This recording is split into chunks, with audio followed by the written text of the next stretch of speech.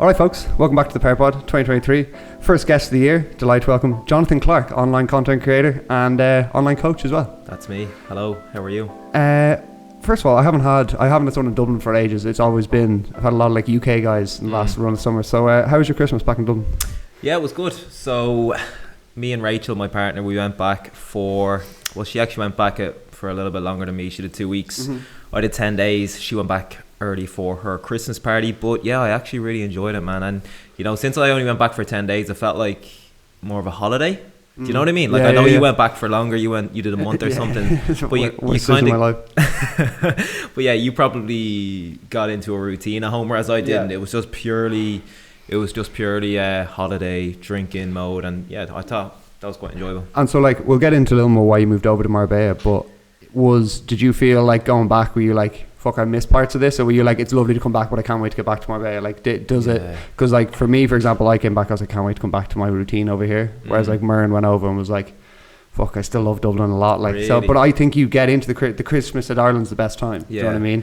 Big time. To be honest, it was lovely being back, but one of the things it made me realise is like nothing changes about at home. Yep. It's same supermarkets, same pubs, same friends who I absolutely love, but it's the same thing. So it just made me realise, this is something that I want to be here. This is something that I want to do, and if I go back in 2 years' time, in 4 years' time, it's still going to be the same.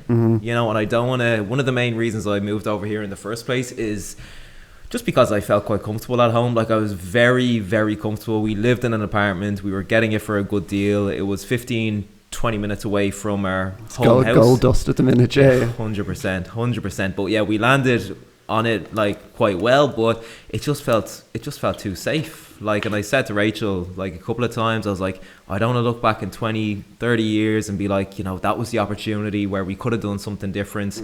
And we didn't. And you know, some people absolutely love staying at home. They would hate the idea of living anywhere else. But for me, I've always wanted to do like something like this, so I'm happy I'm here. I'm happy I'm doing it. And so you could have gone anywhere, right? So why Marbella? Had you been here before, or did you just see like every fitness content get like the gym? Obviously, the gym's outstanding. We don't need to say that. Like there's a huge fitness community, but like, was there any other? Because obviously there's a ton of places people go. Australia is huge right now. Canada, all those places. Why was Spain the place? Yeah, there was a few factors actually. So first of all, it's January 2023 now, so we moved to Spain in April 22, and we actually went to Benalmádena first, which is just 40-ish minutes away in the car. And the reason we went there is because we'd been there a couple of times on holidays. Excuse me. No, you are. All good. We've been there a couple of times on holidays. We absolutely loved it. My parents actually had an apartment there, so I was there every year growing up. I actually hated it, going again and again. Do you know when you're young, you want to go somewhere different? But I got to like 18, 19. I was like, this is actually lovely, especially when I start bringing Rachel. So yeah, it was nice to move there, because even though we were taking that step, we were going abroad, like pretty much moving our life abroad, but we still knew the good places, the good restaurants and things like that. And we have a dog as well, which was a huge factor. So we have a French bulldog. He cannot fly anywhere in Europe, like anywhere. I think he can do in-country flights within the US, like some airlines in the US will take him, but they like nowhere in Europe will. So we had to drive. So we got the boat to Bilbao, which is the top of Spain. And then we had to, that was like a day and a half long or something, all for Bruno, my French bulldog. Doesn't realise what's happening. Why can't we fly? I'm like, this could have taken 4 hours, Bruno. But we did that, and then we drove down, which was like 10 hours or something. A long journey, but absolutely worth it, and we wouldn't leave him behind. Like, that was not even an option. Obviously, what are kind of the first things you noticed when moving to Marbella? What kind of things did you like? So Benalmádena was great. So yeah, we went to Benalmádena first. We spent 4 months there. We decided to stay on, and we were like, okay, will we stay here? Will we move somewhere else? And the one thing about Benalmádena is that like not many people are doing what we're doing. Like, it's a good holiday destination, but it was quite obvious that, you know, not a lot of the Irish or the UK or the US people there were actually... There was actual Spanish people there. There was actual Spanish people, which I didn't want at Normalised. But yeah, there was no like digital nomad scene or anything like that. So we knew Marbella was much better for that kind of thing. And the gym scene in Benalmadena is shit, like really bad. And of course I'm into my gym and my fitness and things, and yeah, that was another factor as well, amongst, you know, a lot of others. Like rent was a factor. I think that was one of the factors we didn't move to Marbella in the first place, because we went at peak time, and as you know, it's a disgrace. Yeah, it is crazy. So from September onwards, especially if you enter like a long-term lease, it's a lot more affordable. So yeah. And I was actually, this is one of the later questions I had, but you kind of brought it up. What we're kind of seeing a little bit of a mass like exodus out of Dublin right now, especially with Ireland in general. A lot of people our age are looking for like opportunities abroad and kind of moving with no kind of plan going back. What do you like long term? I'd always seen myself like living in Dublin with kids, all that kind of stuff, and now I kind of, in the last year or two, I've kind of realised that like, number one, it might not be as feasible as you'd like to be unless you have a, you know, lucky enough to have money coming from somewhere. But overall, like there's going to be a lot of people our age in the next 10 years who are going to be like, I'm not going to be able to move out of home or buy a house. So what have you kind of, has your thinking changed about what your long-term plan might be since moving abroad? Yeah, kinda. Like I'm starting to get that idea. You obviously have a year on me here, do you? I think you moved out a year earlier. September last year was our first. So we just had our first summer, and now we're into so this would be we're nearly at 2 years. Yeah. Okay.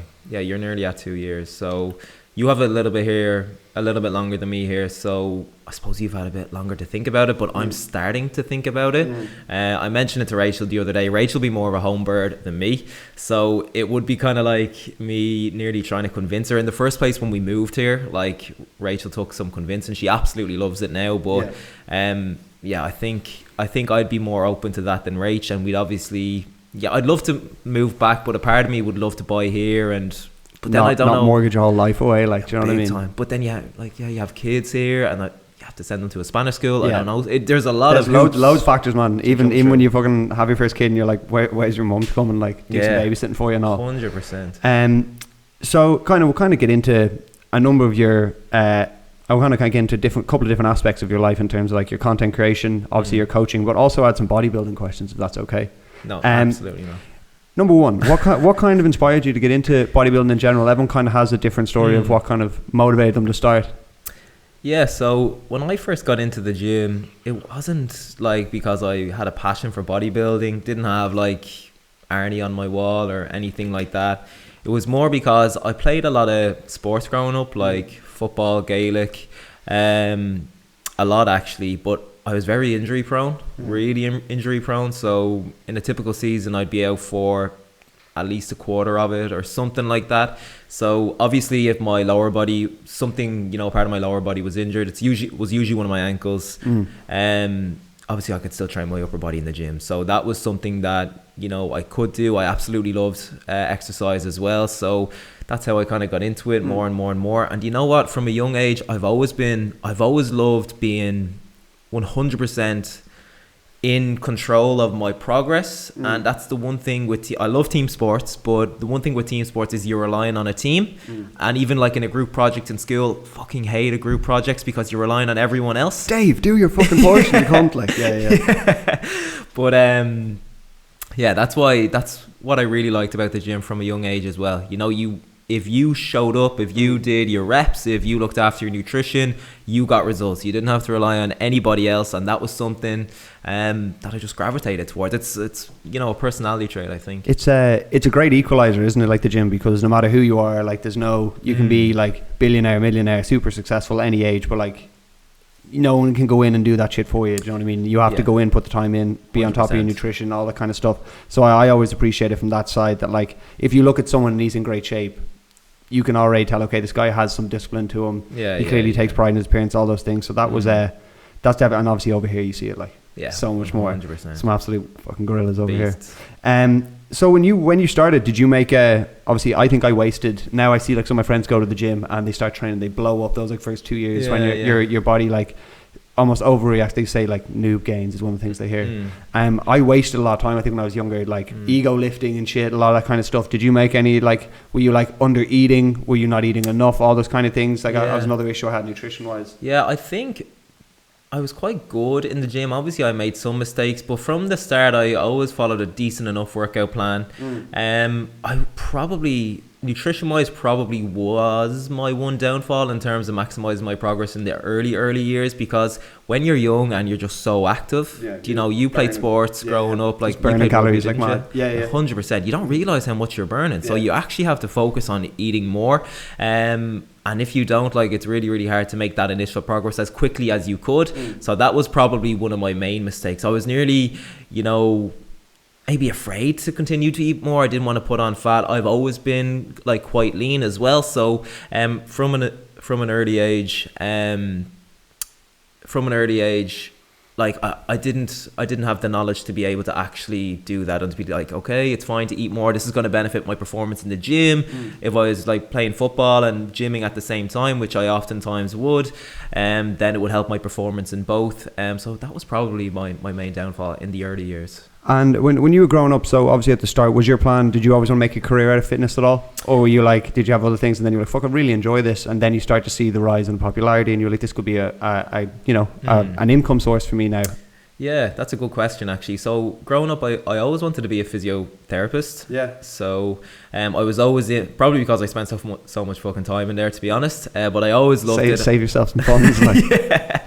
I always loved the idea of it, and I went to college and I did athletic therapy and training, which is sports physio pretty much. Did that in Dublin City University, but while I was doing it, it was actually I did an internship in Stanford University in California, which was cool. Was cool. But over there, I actually realized I don't want to do this. So that was probably a good thing, but at the same time, I was like, shit, I don't want to do this, because you're doing the role, like you see the day-to-day work, and I just thought, this isn't for me. And at the same time, that's actually when I started social media. And originally I wanted to start it to post about like injury or post-injury content and things like that. Did that. Man, did I even do that? I can't remember. I remember writing out a load of posts in my notes section on my phone. I had loads of injury posts in there. But then I thought, you know what, fuck it. Like I'm gonna do some fitness ones as well, training, nutrition, because at that point I was quite knowledgeable in that area as well. So I just did that. And I remember my first post I posted over there, I think it was about calories, of course. And then I just went from there. So in my final year, I was kind of doing the social media thing. I was doing my final year project, my thesis. And after that, when I should have been applying for a master's, which was always the plan, I was just like, I'm actually not going to do this. I'm just going to give this social media thing a whack. It's funny how that happens, isn't it? When as soon as you get to the other end of it and you're like, I have a lot of mates now who are doing like architecture and stuff, and there's 8 years or something of studying from finishing school to getting qualified, and like by the end of it you've done 8 years, you're like, fucking, I don't even enjoy this shit anymore. And you haven't even started the career part of it yet.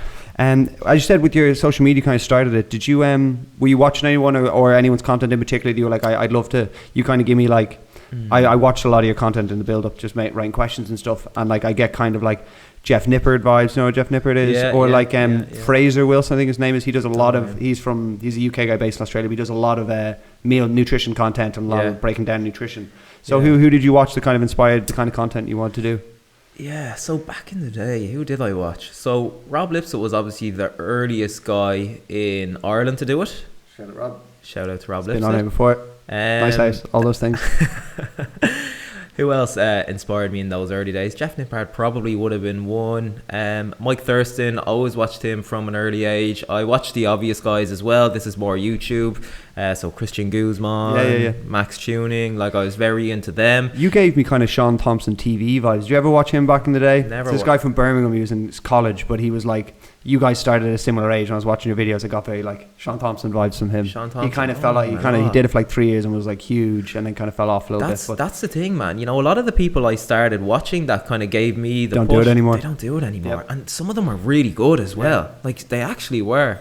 And that's a lot of social media is just remaining sticking in there, consistent, baby. Yeah, 100%, 100%. Because even at the very beginning, like my growth was so slow. Like when I decided not to do my masters, and just give the social media thing a go. Like at the time on Instagram, I think I probably had like 1,500 followers. I had no followers, man.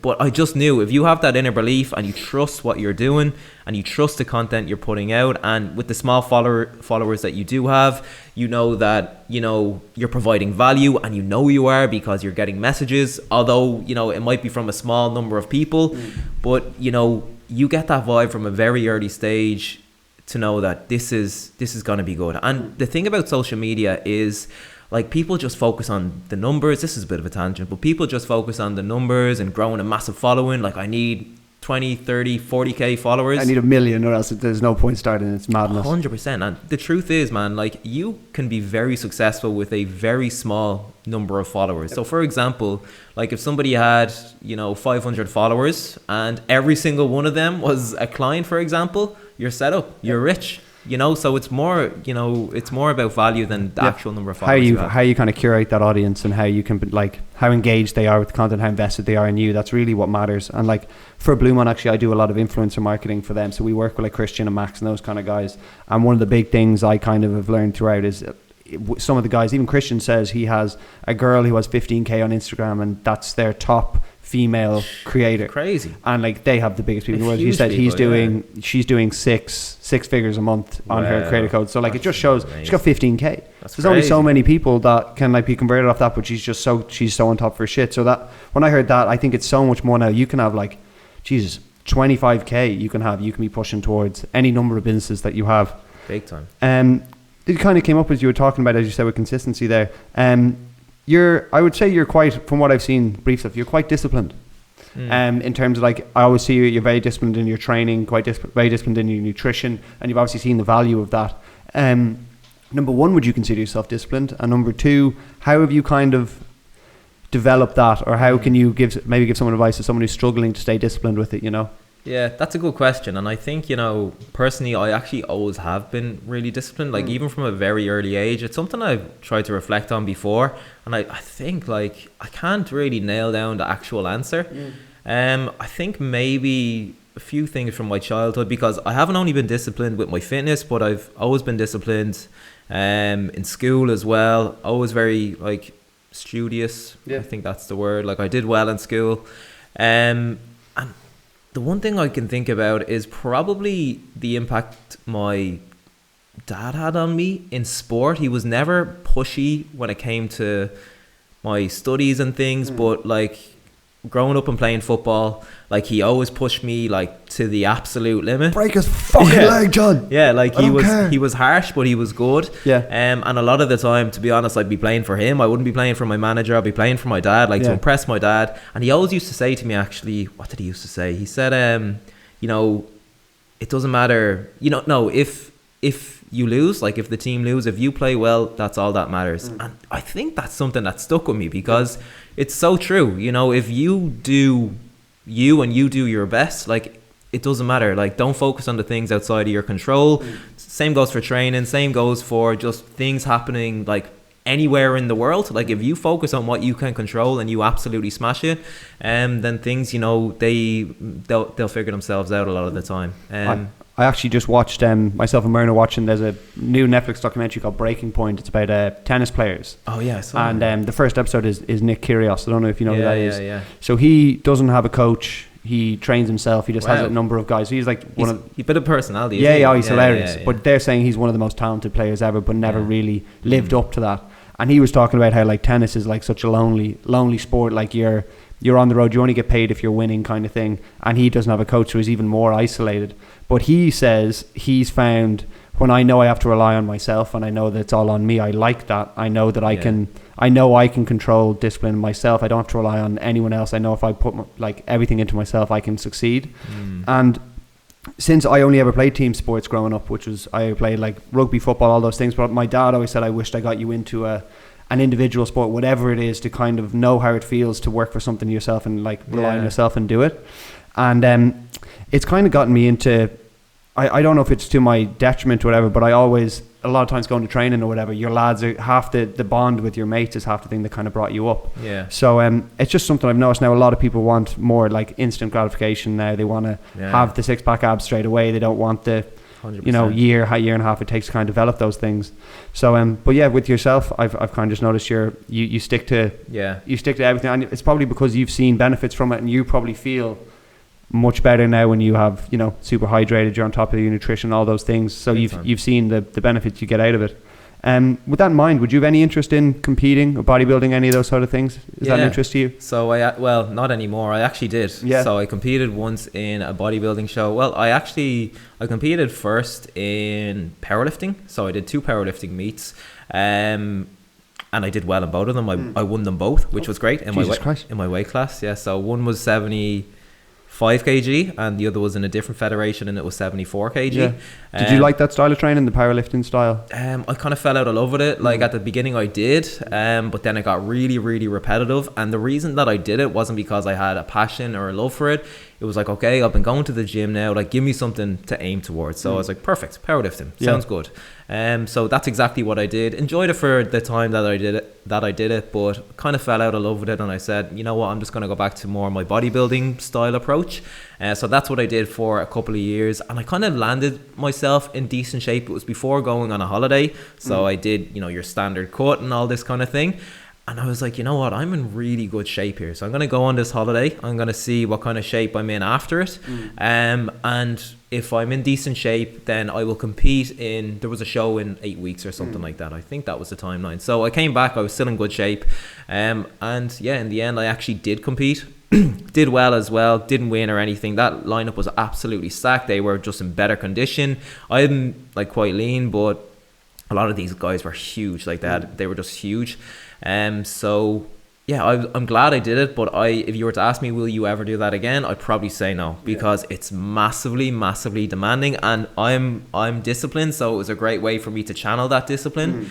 But it got to the extreme, and it gets to the point where it starts to have an effect on a lot of things in your life. Like it was massively straining on my relationship. So Rachel hated it because I couldn't like go out for a couple of months pretty much, because if you want to get in great shape, like you can 100% have a social life. You can pretty much go out every week, but if you want to get in bodybuilding great shape and step like on stage, 6%, 7% body fat, that completely different. Like it's a completely different ball game. So yeah, especially over the last couple of months, there was no socializing for me. There was no alcohol, drank really, and then it plays with your hormones as well. When you're 6%, like you don't want to do anything when you get into bed. You just want to fall asleep. So that obviously had an impact on our relationship as well. And yeah, it has an effect on your relationship with food too, because you're eating so little for so long. You're so lean, you're absolutely starving. Your body is telling you, I want to eat, like let me eat. And you're like, no.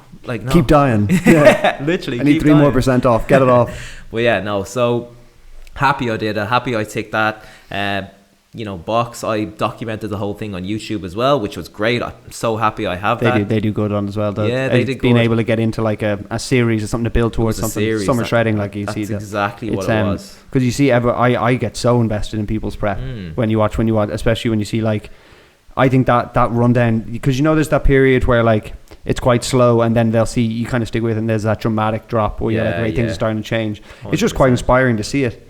Did you find yourself that, especially it was amateur bodybuilding or whatever it was? Yeah, it was. So there's obviously like, it's probably unfair to an extent, because there's probably lads juicing at that as well, which you're going to never be able to. It's more so you got to just, one of the big things I saw in a lot is just focus on yourself and bringing your best package. Yeah. Because if you start to get too invested, in killing yourself to get there when it's not physically possible.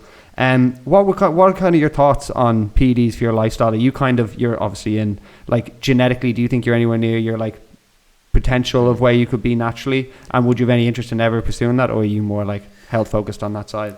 No, so when I competed in a natural bodybuilding show, and it was an actual natural one. To be honest, you could say that some of the guys, there's probably plenty of ways around it, to be honest, but I got tested, so I had to do a lie detector. They randomly pick people. I know, it was crazy. And I think pick the leanest blokes. Get him in here. I think they picked me because I had a bit of a social media following at the time. I was posting about it, and I had a series about it in the lead up to it, so maybe that had something to do with it. It just seemed a bit weird, but maybe not. But I obviously passed that. And yeah, I've just had no desire to ever go down that route, because to be honest, like, I'm quite happy with where I'm at. I'm quite happy with my physique. I don't want to be much bigger. I don't want to be much leaner, especially if it came at the expense of me massively, having a massive effect on my overall health. Short term, long term, my ability to maybe have kids, like it just isn't worth it. For me, there's too many drawbacks that I like, 100%. And especially when you're younger. Like I'm sure like TRT will continue to be a thing as like men get older, and there is definitely benefits, 100% benefits to that. But at the short term, guys stacking huge amounts. I don't think people realize that like it could mess up your brain, like your body's chemistry for the rest of your life, and something you'll be competing with for the rest of your life. So it's crazy, man. If you're gonna commit your life to it and be a pro, and that's your dream, go for your thing. But just in the short term, I think people just need to realize that like 100%. There's more to it, And you know what, man? Like I think like it's starting to become more socially acceptable now for your average Joe to do it. Just be loaded up on gear. Yeah, just like if he's like going on a holiday, he's like, oh, I'm gonna hop on this, I'm gonna hop on that, and it's crazy. Like it's I just think it's absolutely mental, and a lot of it is obviously the kind of social pressure of it all.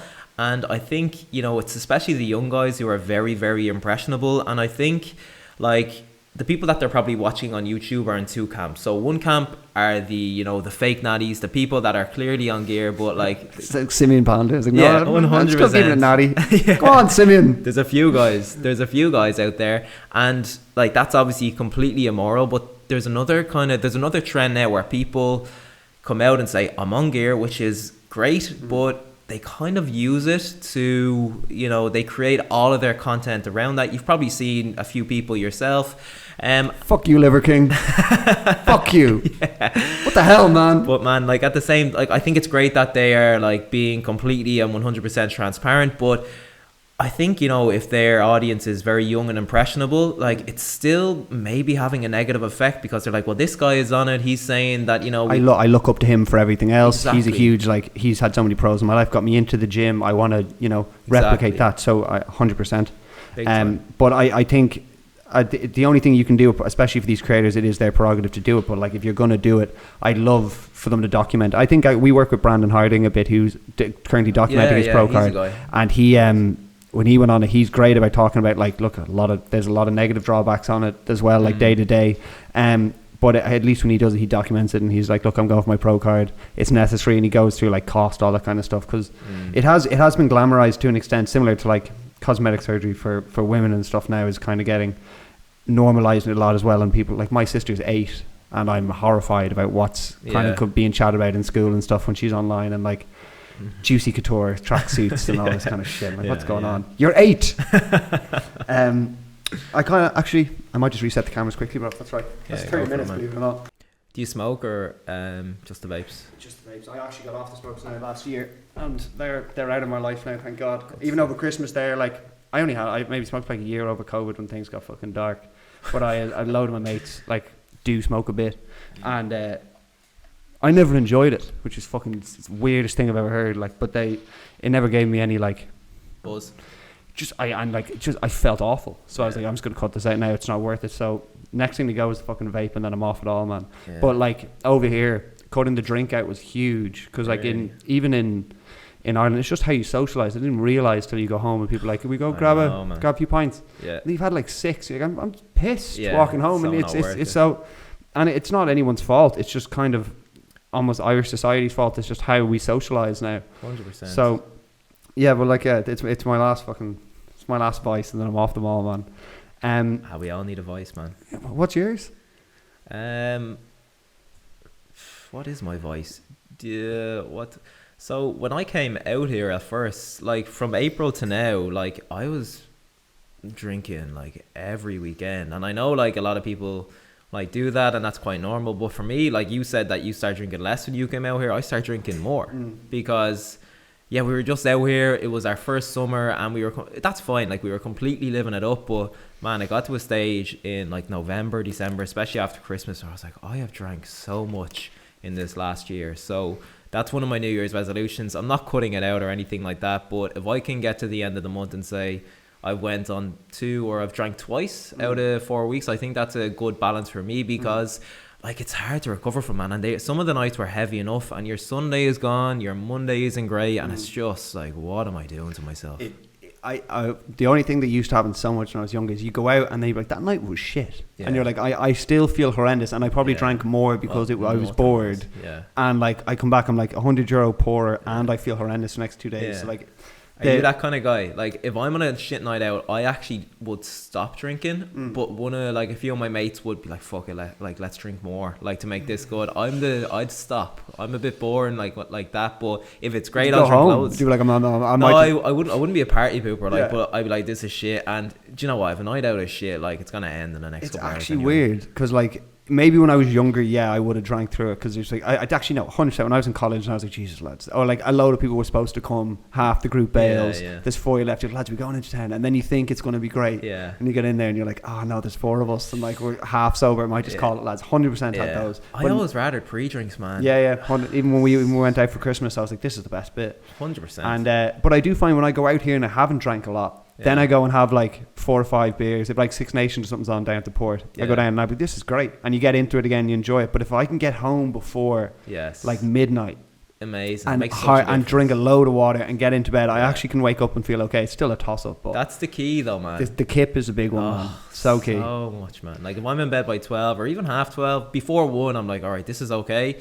It's when it's like 4 and you're just like, I get up at see the 6, sun a little bit, you're like, God. Remember those grim nights, like going home, like in Ireland especially, and you can see the sun coming up and you're like, what have I done? Or like just like little tweeting birds, you're like, oh, this is Or like I used to have a lot when I come home, my mum would be getting up like 6:30 to go to, like, she'd gone on a walk or like something, and I come in, hello?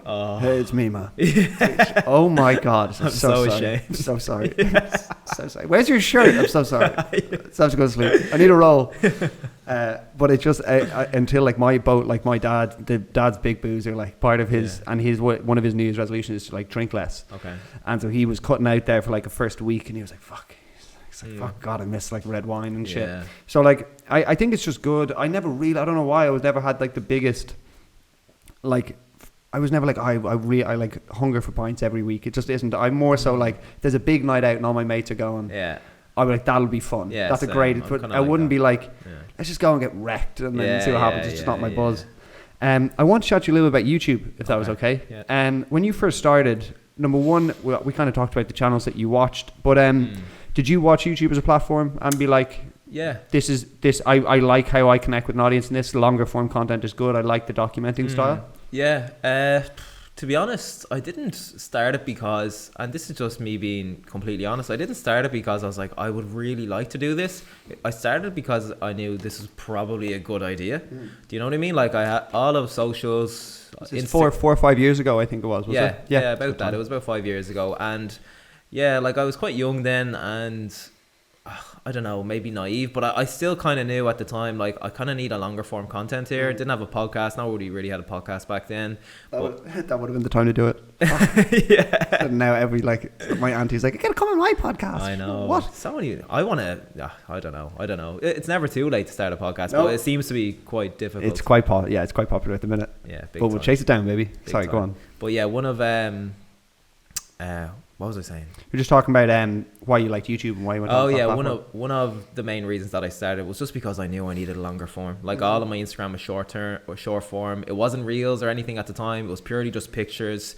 You could talk on your stories, of course, but that goes after 24 hours. So the beauty of YouTube is that it's long form. Once it's up there, it's searchable on Google. It's a library almost of content. 100%. Yeah. And something on YouTube, like, and it's happened to me a lot of times, can pop off 2 or 3 months later, whereas on Instagram and stuff, like, if your video doesn't perform well that day, like, it's gonzo anyway, and even if it does, it's probably gone. Whereas YouTube is just much longer lasting. And that's the great thing even about YouTube Shorts, which I've kind of started recently. Like, some of mine have popped off after a while of being up, so YouTube is great for that. Like, it's really, really good. It's really powerful in that sense. It just seems your content has a longer shelf life. Yeah. And you can always, if you're like, someone asks you, obviously you do a lot of like Q&As and stuff on your Instagram. Hey, trying to try reverse dieting. I've got a video for that. Link it. I did it for a week. Try it or watch that video. So true. So that I obviously I'm a YouTube guy through and through. So like longevity wise, I think also, as you said, the algorithm is, you can do, for example, you can do like a rock eating challenge or whatever. A year later, he comes out with a new movie. It goes back into the algorithm again. So it's great. 100%. I saw you had a lot of success with the food challenges and like the nutrition videos in particular. Two kind of questions on that. Number one, was it just self-education on nutrition and like educating yourself on it, where you kind of built your knowledge around that? And number two, like what were some of your favorite food challenges you did? Yeah, so a lot of it was self-taught pretty much. I obviously have my personal training degree. You learn a little bit in that, but to be honest, them degrees are shit.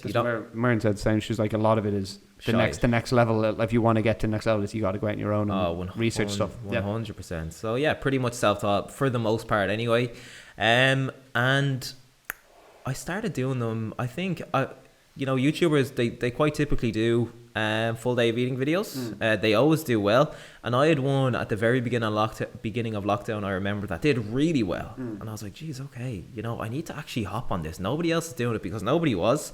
But like, I'm going to make another full day of eating video for people who eat 2,000 calories. I'd be like, okay, well, I don't eat 2,000 calories, but if I did, this is what I'd eat. So, and then I do the same for 1.7 and 2.3 and 2.8, etc., etc. So I wouldn't actually eat those calories because some of them were super low for me. But you're mapping it out for people who want to get on those calories. 100%. You're doing the whole thing for them, which really, really good education. So yeah, they were massively successful. They actually taught me a lot as well, because I've never, growing up, I didn't cook a lot, but obviously through those videos I was like, fuck, I need to come up with some new recipes here. So that's exactly what I did. So I'm pretty okay in the kitchen now, which is good. And a lot of them, pretty much all of them, are calorie and macro friendly as well. So they're really, really popular now. But you can have your calorie-friendly burger and chips, your calorie-friendly spice bag, your calorie-friendly Chinese takeaway, all of these kind of things. And, you still feel like you're on track. You can still fit them into your goals for the day, which is mind-blowing. Like, if you're not really exposed to that. It wasn't the case, or it wasn't the information that was like 5-10 years ago. It was like, you get a pizza, you're like, fucking... Yeah. Or like you're making your own stuff. You're like, what do you mean you're eating pizza and spice bags and all that kind of stuff? 100%. The whole... flexible dieting kind of approach has really become popularized big time. And it did you kind of find, I know the cooking, you said cooking is something you kind of gotten into at the start. You weren't big into cooking at all, so you kind of you learn 2 meals, and those are the kind of ones you cook every time. Big time. Everyone has their favorites, even now, like, I have my staples. I go to Mercadona, I get the same shit, like we all do. Like, I've got the same few meals on rotation, man. But it's good to have a few different ones, So if you're in the mood for something different on a Friday, or you're getting bored of this meal, you're like, well, I'm gonna get this instead. But I'll always have my staples. I really. What's what you want to treat yourself on a Friday and not go completely like off the wagon? What's something you'd have there? I usually go out. Yeah. I'm not gonna lie. So are you a savoury guy? Would you rather like, just give me like I'd love a burger, or you're like, I'd love to have a brownie sundae. I'm really craving like sugar. Yeah, that's a good question, and this is a shit answer, but both. Yeah, fair enough. Listen, that's it. Both, baby. Yeah, give me both. Go out and I'll get the brownie, and I'll get the burger as well. But yeah, I love going out, man. That's something that I've really gotten into over here, especially because, at home, like, you kind of know everywhere, but over here, like, I'm completely. It's great to explore. 100%. Have you? Did you notice the difference in the meat quality a little bit from Ireland versus here? Can you taste it a little bit? No, actually. Really? Fair play to you. I can a little bit. I used to get like steaks at home, and then I get steak here. And I haven't got steak here. So it's not bad. But not bad. Yeah, but the steaks at home, I went home there for Christmas, and you just have like, it really is for the same value. I think I did notice it a little bit, but just that's another pro for Dublin a little bit. So actually, just quickly with the food challenges we said, what was your most difficult one you did? What did you struggle with? Like, do you have a big appetite typically? Yeah, so I've done one main food challenge in my time, and it was the 10k calorie challenge. Did this years ago, man. Back before I did start doing the kind of nutrition videos, I did it because it's what everybody was doing at the time. Get them views. Yeah, big time, man. And it did well. I was like, oh yes, this popped off. Like, it did exactly what it needed to do. But my message is the opposite of that, if you know what I mean. Like, I'm all about flexible dieting, about fitting these things into your diet. So when it was popping off, like, I kind of felt uncomfortable about it. Am I going to be famous for this now? Is this going to be a thing? Yeah. And in that video, I can't remember how many likes I said, because I probably had like 1,000 followers at the time. I was like, if I get X likes, I'll do the 20k one. And to be honest, I think I'd do pretty well. I think I'd probably be able to do 20k, but massively smashed those likes, and I was getting messages saying, when are you doing it, when are you doing it, when are you doing it, when are you doing it. I just kind of ignored them for a year or two. I was like, fuck, right here, I have to address this. But I just came out and I said, here, listen, like, this did extremely well, but you know, I've kind of, I think differently about it now. I don't want that to be my message. You know, my message isn't centered around cheat days. It's centered around fitting these things into your diet. So even if I'm saying that in the video, which I do, like, people are going to see me doing that. He's in great shape. He can eat 10k calories. He can eat 20k calories. I'm going to do the same. I'm going to challenge myself to that. Whereas in reality, if it wasn't for YouTube, there's no fucking way I would have done that. You know, because in the lead up to it, and this is actually something I touched on in the following video, like how I prepared for it. But like, I had to go into a calorie deficit for a few days. I had to do a few things. So, you know, like, fuck that. Like, why would somebody ever do that? Yeah. Like, if it wasn't for views, if it wasn't for clout, like, so I was just like, oh, I'm not doing that again. It's funny. I think it's an area we all go through now. Obviously, I'm trying to grow my YouTube channel, and like, there's ways you can title stuff. There's ways you can thumbnail stuff that's gonna, you know, be more appealing to like the mass audience, more likely to get pushed. And then you're like, but do I want to be? It's that balance of like, do I want to be that channel that people come to and like, yeah, they'll get views because it's interesting, but they're not interested in you. They want to see the bullshit you're talking about. Or do I grow a smaller, slower growing channel that's exactly what I want to be and like true to myself? 100%. So I think they all go through at that point. You see it on the bigger stage now, like the big channels will do like exposing the truth about blah, and those things. You see they kind of blow up. So I think it's of benefit to you that you kind of found that early and you're like, I'm just going to stick to my lane and what I think is important to me. Big time. When you're just obviously you kind of spoke about guys that have kind of stopped doing YouTube, or they got burnt out, or whatever the reasons are. Have you kind of felt that burnout at any point? And how do you kind of, I guess, is it just so ingrained into you now making YouTube content that you're like, it's part of my routine now and I enjoy doing it? But how did you deal with those moments of burnout and getting, you know, inspired to do it again?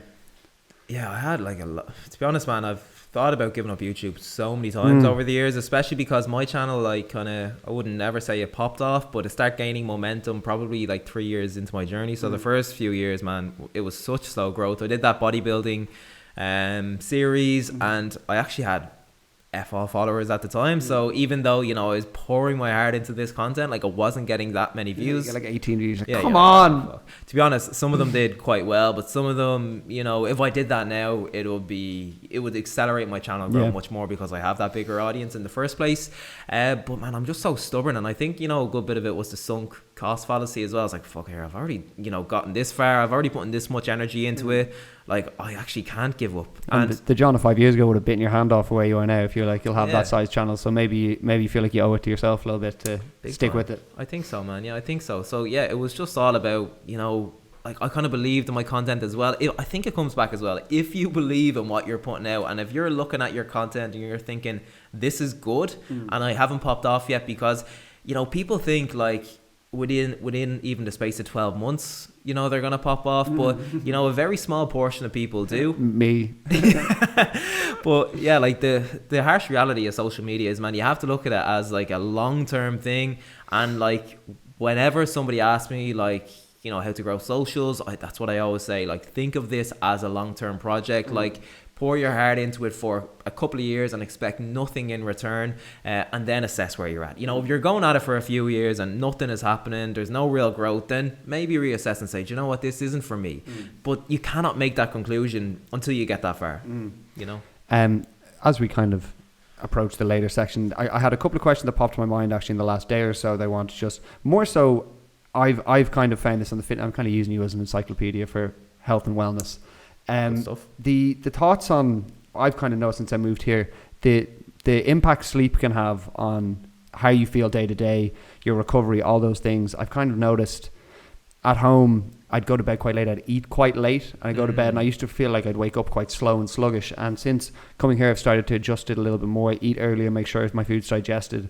Can you maybe just break down how important sleep is to a healthy lifestyle and like recovery and stuff like that? Yeah, big time, man. And it's like, sleep is one of the things that I focus on so much with my clients, because when people think of, even from a, you know, a muscle growth perspective, you know, they it's all training, it's all nutrition, but that other pillar, it's 100% sleep. It really, really is. So, you know, if you're training your ass off and you're eating super well, but your sleep isn't on point, then that's going to affect your results in terms of muscle growth. It's going to affect your recovery. You won't be able to perform as well in the gym. If you're on a fat loss journey, a lack of sleep is going to make it so much harder because you are much hungrier, you are much more likely to lose muscle as opposed to fat.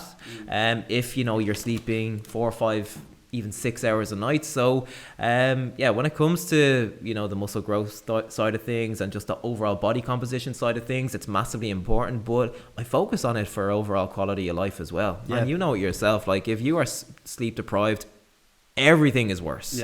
Everything. Work is more stressful. If a curveball comes your way, it's harder to deal with. Your productivity goes down. Your mood is shit. You're more agitable.